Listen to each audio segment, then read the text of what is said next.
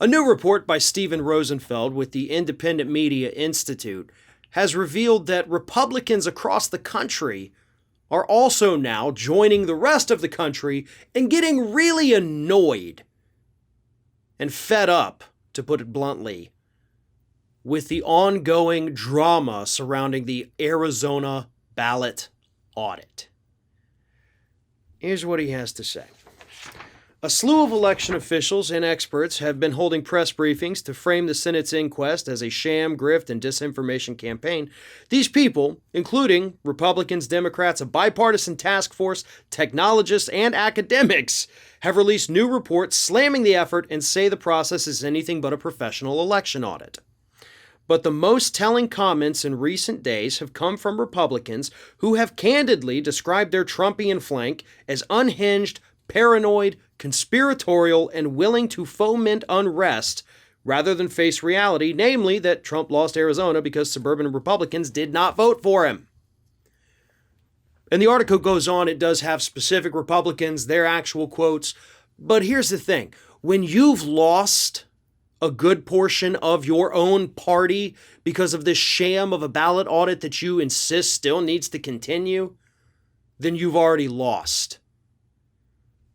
Or have you? And this is another point that Rosenfeld brings up in the article. The problem is the damage may already be done.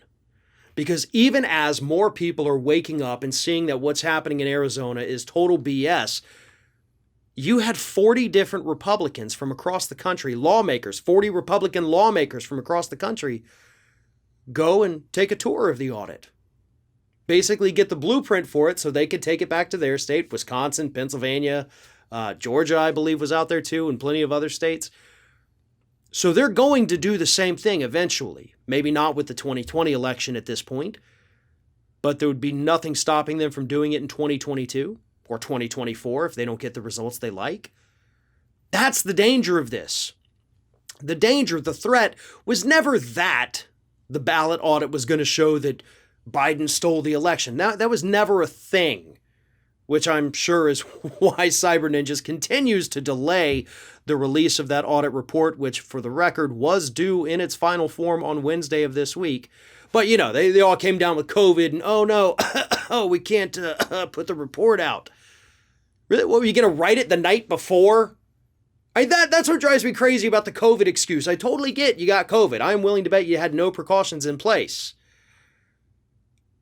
But shouldn't most of it already have been done? Like, you knew it was coming due in 2 days, and then on Monday you're like, shucks, we all got COVID. We were totally going to write it tonight, like after school, but no. This is nutso. And the problem is, it's going to be nutso all across the country from this point going forward. It doesn't matter that Cyber Ninjas is eventually going to come out and either lie their asses off about what they found or have to sheepishly admit that they found nothing. But until then, this thing is going to spread.